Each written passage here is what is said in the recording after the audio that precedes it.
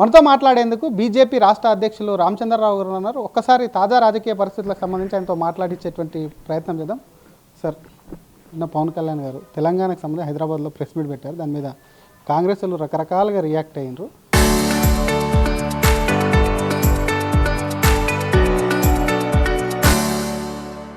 ప్రధానంగా పవన్ కళ్యాణ్ వెనకాల నుండి నడిపిస్తుంది బీజేపీని అనేది కాంగ్రెస్ ఆరోపిస్తుంది. ఏం చెప్తారు? చూడండి, పవన్ కళ్యాణ్ గారు మా ఎన్డీలో పార్ట్నరు. ఇక్కడ కూడా మాకు ఆయనతో మంచి సంబంధాలు ఉన్నాయి. మేము గతంలో ఎమ్మెల్యే ఎలక్షన్ చేసినప్పుడు కూడా వారికి 8 సీట్లు 12 సీట్లు మేము షేర్ చేసుకున్నాం. సరే, మన లోకల్ బాడీ ఎలక్షన్స్లో వాళ్ళు సపరేట్గా పోటీ చేస్తున్నాం, మేము సపరేట్గా పోటీ చేసినాం. పవన్ కళ్యాణ్ గారిది ఆయన పార్టీ ఉన్నది, ఆయన పార్టీ నిర్ణయాలు, ఆయన పార్టీ ప్రొసీజర్స్ వాళ్ళు ఓన్గా చూసుకుంటారు. మాకు ఎటు సంబంధం లేదు.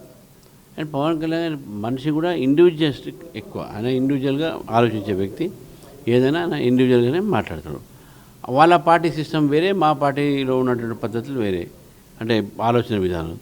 ఏమవుతుంది ఇప్పుడు ఆయన మాకేం సంబంధం ఉంటుంది? పవన్ కళ్యాణ్ రెస్పెక్టెడ్ లీడర్, మా ఇండియాలో పార్ట్నరు. కానీ ఇక్కడ ఉన్న నలుగురు ఫెయిల్ అయినారు కాబట్టి రెంట్కు తెచ్చుకుంటున్నారు అక్కడ నుంచి అనేది ప్రధానమైన విమర్శ. ఇక వాళ్ళు ఏమైనా మాట్లాడి ఇప్పుడు ఫెయిల్ అయింది ఎవరు? ప్రభుత్వం పోయింది ఎవరిది? ప్రభుత్వం మీద టీఆర్ఎస్ది. వాళ్ళు ఫెయిల్ అయినట్టే. ఇప్పుడు కాంగ్రెస్ పార్టీ వ్యతిరేకత బాగా పెరిగింది.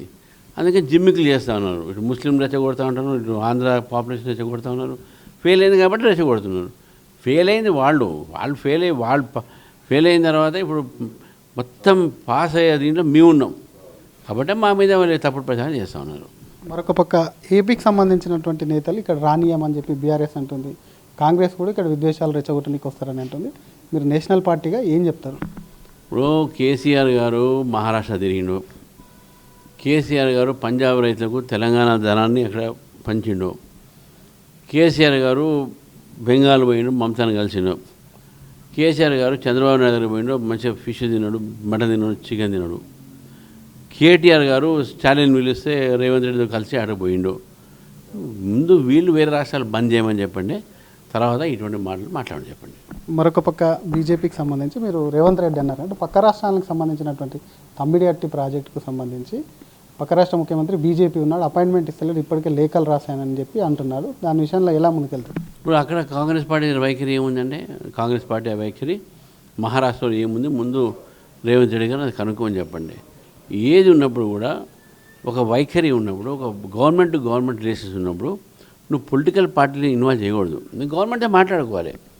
నీకు చేత కాకపోతే చెప్పండి, అప్పుడు మీరు కిషన్ రెడ్డి మీదనో ఇంకేమో మీరు చెప్పాలి. కానీ మీరు ఫస్ట్ యూఆర్ ఏ గవర్నమెంట్, మీ ప్రపోజల్స్ గవర్నమెంట్ దగ్గర పెట్టాలి, చర్చించాలి. మీరు పార్టీ కాదు కదా ఇది.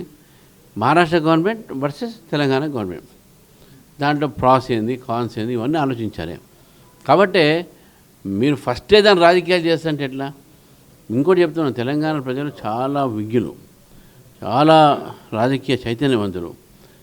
ఎటువంటి ఒక తప్పుడు మాటలు మాట్లాడితే వాళ్ళు సహించరు, వాళ్ళు అర్థం చేసుకుంటారు, మీ రాజకీయాన్ని కూడా బయటపడి చేస్తారు. ఇప్పటివరకు అలయన్స్ ఉంది, వచ్చేటువంటి జిహెచ్ఎంసీ ఎలక్షన్లు కానీ 29లో కానీ పవన్ కళ్యాణ్ ఒంటరిగా వెళ్తామని అంటున్నారు. మీరు ఏమన్నా పొత్తు అడుగుతారు? ఎందుకంటే ఏపీకి సంబంధించి కూటమిలో ఉన్నారు, మీ ఎన్డీఏ కూటమి కూడా. మా జాతీయ పార్టీ, మా పొత్తులు ఏదైనా మా జాతీయ నాయకులే ఆలోచిస్తారు. మేము ఇండియా, ఎందుకంటే మా జాతీయ పార్టీ కాబట్టి మా జాతీయ పార్టీ నిర్దేశం ప్రకారం ఏది నిర్ణయం ఉంటే ఆ నిర్ణయం పార్టీ. మీ అలయన్స్ పార్ట్నరు ఇండివిజువల్ నిలబడితే బీజేపీకి నష్టం జరుగుతుందని అనుకోరు? మనం హైపోథెటికల్గా మేము ఎందుకు చెప్పాలన్నమాట. జాతీయ పార్టీ కాబట్టి జాతీయ పార్టీ అలయన్స్ పై నిర్ణయం తీసుకుంటుంది కాబట్టి దాని మీద ఇప్పుడు ఇది ఎలక్షన్ చాలా దూరం ఉంది, ఇక ఇప్పుడే దాని విషయంలో తలకాలు బాగొట్టుకుని ఎందుకని అంటున్నాను. అట్లా. Thank you sir. ఇది అసలు పవన్ కళ్యాణ్కి సంబంధించినటువంటి అంశంలో అనవసరంగా తమకు సంబంధించి పొత్తులపై తర్వాత ఎందుకు అసలు పవన్ కళ్యాణ్ ఆపారు, కేసీఆర్ రేవంత్ రెడ్డి వేరే రాష్ట్రాలకు పోయి ప్రచారం చేస్తే లేదా అని చెప్తూనే మరొక పక్క మహారాష్ట్రకు సంబంధించినటువంటి అంశంలో పార్టీని రుద్దొద్దు, అక్కడ కాంగ్రెస్ స్టాండ్ ఏంది, అసలు అటు ఉన్నటువంటి ప్రభుత్వం తెలంగాణ ప్రభుత్వం వర్సెస్ మహారాష్ట్ర కాబట్టి అవే తేల్చుకోవాలని చెప్తూనే పవన్ కళ్యాణ్ విషయానికి సంబంధించి మాత్రం అసలు బీజేపీ ఇక్కడ ఎదుగుతుంది, దానికి సంబంధించి ఓర్చుకోలేకనే ఇదంతా మాట్లాడుతున్నారు. పవన్ కళ్యాణ్తో తమకేమి సంబంధం ఇక్కడ వచ్చేందుకు అని చెప్పి బీజేపీ రాష్ట్ర అధ్యక్షులు రామచంద్రరావు ప్రశ్నిస్తున్నారు. కెమెరామ్యాన్ గజబ్తో శ్రీధర్, RTV, హైదరాబాద్. మనతో మాట్లాడేందుకు బీజేపీ రాష్ట్ర అధ్యక్షులు రామచంద్రరావు గారు ఉన్నారు. ఒక్కసారి తాజా రాజకీయ పరిస్థితులకు సంబంధించి ఆయనతో మాట్లాడించేటువంటి ప్రయత్నం చేద్దాం. సార్, నిన్న పవన్ కళ్యాణ్ గారు తెలంగాణకు సంబంధించి హైదరాబాద్లో ప్రెస్ మీట్ పెట్టారు. దాని మీద కాంగ్రెస్లు రకరకాలుగా రియాక్ట్ అయ్యారు. ప్రధానంగా పవన్ కళ్యాణ్ వెనకాల నుండి నడిపిస్తుంది బీజేపీని అనేది కాంగ్రెస్ ఆరోపిస్తుంది. ఏం చెప్తారు? చూడండి, పవన్ కళ్యాణ్ గారు మా ఎన్డీలో పార్ట్నరు. ఇక్కడ కూడా మాకు ఆయనతో మంచి సంబంధాలు ఉన్నాయి. మేము గతంలో ఎమ్మెల్యే ఎలక్షన్ చేసినప్పుడు కూడా వారికి 8 సీట్లు 12 సీట్లు మేము షేర్ చేసుకున్నాం. సరే, మన లోకల్ బాడీ ఎలక్షన్స్లో వాళ్ళు సపరేట్గా పోటీ చేస్తున్నాం, మేము సపరేట్గా పోటీ చేసినాం.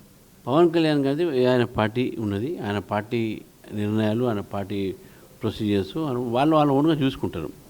మాకు ఎటు సంబంధం లేదు. అండ్ పవన్ కళ్యాణ్ మనిషి కూడా ఇండివిజువలిస్టిక్ ఎక్కువ. ఆయన ఇండివిజువల్గా ఆలోచించే వ్యక్తి. ఏదైనా ఆయన ఇండివిజువల్గానే మాట్లాడతాడు. వాళ్ళ పార్టీ సిస్టమ్ వేరే, మా పార్టీలో ఉన్నటువంటి పద్ధతులు వేరే, అంటే ఆలోచన విధానం. ఏమవుతుంది ఇప్పుడు ఆయన మాకేం సంబంధం ఉంటుంది?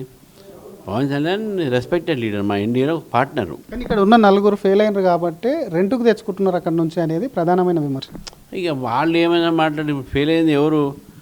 ప్రభుత్వం పోయింది ఎవరిది? ప్రభుత్వం పోయింది టీఆర్ఎస్ది. వాళ్ళు ఫెయిల్ అయినట్టే. ఇప్పుడు కాంగ్రెస్ పార్టీ వ్యతిరేకత బాగా పెరిగింది. అందుకే జిమ్మికులు చేస్తూ ఉన్నారు. ఇటు ముస్లింలు రెచ్చగొడతా ఉంటారు, ఇటు ఆంధ్ర పాపులేషన్ రెచ్చగొడతా ఉన్నారు. ఫెయిల్ అయింది కాబట్టి రెచ్చగొడుతున్నారు. ఫెయిల్ అయింది వాళ్ళు ఫెయిల్ అయిన తర్వాత ఇప్పుడు మొత్తం పాస్ అయ్యే దీంట్లో మేము ఉన్నాం కాబట్టి మా మీద వాళ్ళు తప్పుడు ప్రచారం చేస్తూ ఉన్నారు. మరొక పక్క ఏపీకి సంబంధించినటువంటి నేతలు ఇక్కడ రానియమని చెప్పి బీఆర్ఎస్ అంటుంది. కాంగ్రెస్ కూడా ఇక్కడ విద్వేషాలు రెచ్చగొట్టడానికి వస్తారని అంటుంది. మీరు నేషనల్ పార్టీగా ఏం చెప్తారు? ఇప్పుడు కేసీఆర్ గారు మహారాష్ట్ర తిరిగిండు. కేసీఆర్ గారు పంజాబ్ రైతులకు తెలంగాణ ధనాన్ని అక్కడ పంచిండు. కేసీఆర్ గారు బెంగాల్ పోయిండు, మమతాను కలిసిండు. కేసీఆర్ గారు చంద్రబాబు నాయుడు దగ్గర పోయిండు, మంచిగా ఫిష్ తిన్నాడు, మటన్ తిన్నాడు, చికెన్ తిన్నాడు. కేటీఆర్ గారు స్టాలిన్ పిలిస్తే రేవంత్ రెడ్డితో కలిసి ఆడ పోయిండు. ముందు వీళ్ళు వేరే రాష్ట్రాలు బంద్ చేయమని చెప్పండి, తర్వాత ఇటువంటి మాటలు మాట్లాడమని చెప్పండి. మరొక పక్క బీజేపీకి సంబంధించి మీరు రేవంత్ రెడ్డి అన్నారు, అంటే పక్క రాష్ట్రాలకు సంబంధించినటువంటి తమ్మిడిహట్టి ప్రాజెక్టుకు సంబంధించి పక్క రాష్ట్ర ముఖ్యమంత్రి బీజేపీ ఉన్నాడు, అపాయింట్మెంట్ ఇస్తలేదు, ఇప్పటికే లేఖలు రాశానని చెప్పి అంటున్నాడు. దాని విషయంలో ఎలా ముందుకెళ్తారు? ఇప్పుడు అక్కడ కాంగ్రెస్ పార్టీ వైఖరి ఏముందంటే, కాంగ్రెస్ పార్టీ వైఖరి మహారాష్ట్రలో ఏముంది, ముందు రేవంత్ రెడ్డి గారు అది కనుక్కోమని చెప్పండి. ఏది ఉన్నప్పుడు కూడా ఒక వైఖరి ఉన్నప్పుడు, ఒక గవర్నమెంట్ రిలేషన్స్ ఉన్నప్పుడు నువ్వు పొలిటికల్ పార్టీని ఇన్వాల్వ్ చేయకూడదు. నువ్వు గవర్నమెంటే మాట్లాడుకోవాలి. నీకు చేత కాకపోతే చెప్పండి, అప్పుడు మీరు కిషన్ రెడ్డి మీదనో ఇంకేమో మీరు చెప్పారు. కానీ మీరు ఫస్ట్ యూఆర్ ఏ గవర్నమెంట్, మీ ప్రపోజల్స్ గవర్నమెంట్ దగ్గర పెట్టాలి, చర్చించాలి. మీరు పార్టీ కాదు కదా ఇది. Maharashtra government versus Telangana government, దాంట్లో ప్రాస్ ఏంది, కాన్స్ ఏంది, ఇవన్నీ ఆలోచించాలి. కాబట్టి మీరు ఫస్టే దాని రాజకీయాలు చేస్తుంటే ఎట్లా? ఇంకోటి చెప్తున్నాను, తెలంగాణ ప్రజలు చాలా విజ్ఞులు, చాలా రాజకీయ చైతన్యవంతులు. ఎటువంటి ఒక తప్పుడు మాటలు మాట్లాడితే వాళ్ళు సహించరు, వాళ్ళు అర్థం చేసుకుంటారు, మీ రాజకీయాన్ని కూడా బయటపడి చేస్తారు. ఇప్పటివరకు అలయన్స్ ఉంది, వచ్చేటువంటి జిహెచ్ఎంసీ ఎలక్షన్లు కానీ 29లో కానీ పవన్ కళ్యాణ్ ఒంటరిగా వెళ్తామని అంటున్నారు. మీరు ఏమన్నా పొత్తు అడుగుతారు? ఎందుకంటే ఏపీకి సంబంధించి కూటమిలో ఉన్నారు, మీ ఎన్డీఏ కూటమి కూడా.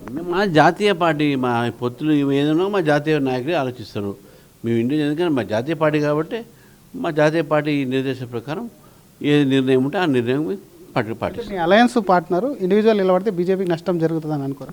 మనం హైపోథెటికల్గా మేము ఎందుకు చెప్పాలన్నమాట. జాతీయ పార్టీ కాబట్టి జాతీయ పార్టీ అలయన్స్ పై నిర్ణయం తీసుకుంటుంది. కాబట్టి దాని మీద ఇప్పుడు ఇది ఎలక్షన్ చాలా దూరం ఉంది, ఇక ఇప్పుడే దాని విషయంలో తలకాలు బాగొట్టుకుని ఎందుకని అంటున్నాను అట్లా. Thank you sir. ఇది అసలు పవన్ కళ్యాణ్కి సంబంధించినటువంటి అంశంలో అనవసరంగా తమకు సంబంధించి పొత్తులపై తర్వాత ఎందుకు అసలు పవన్ కళ్యాణ్ ఆపారు, కేసీఆర్ రేవంత్ రెడ్డి వేరే రాష్ట్రాలకు పోయి ప్రచారం చేస్తే లేదా అని చెప్తూనే మరొక పక్క మహారాష్ట్రకు సంబంధించినటువంటి అంశంలో పార్టీని రుద్దొద్దు, అక్కడ కాంగ్రెస్ స్టాండ్ ఏంది, అసలు అటు ఉన్నటువంటి ప్రభుత్వం తెలంగాణ ప్రభుత్వం వర్సెస్ మహారాష్ట్ర కాబట్టి అవే తేల్చుకోవాలని చెప్తూనే పవన్ కళ్యాణ్ విషయానికి సంబంధించి మాత్రం అసలు బీజేపీ ఇక్కడ ఎదుగుతుంది, దానికి సంబంధించి ఓర్చుకోలేకనే ఇదంతా మాట్లాడుతున్నారు. పవన్ కళ్యాణ్తో తమకేమి సంబంధం ఇక్కడ వచ్చేందుకు అని చెప్పి బీజేపీ రాష్ట్ర అధ్యక్షులు రామచంద్రరావు ప్రశ్నిస్తున్నారు. కెమెరామ్యాన్ గజప్తో శ్రీధర్, RTV, హైదరాబాద్.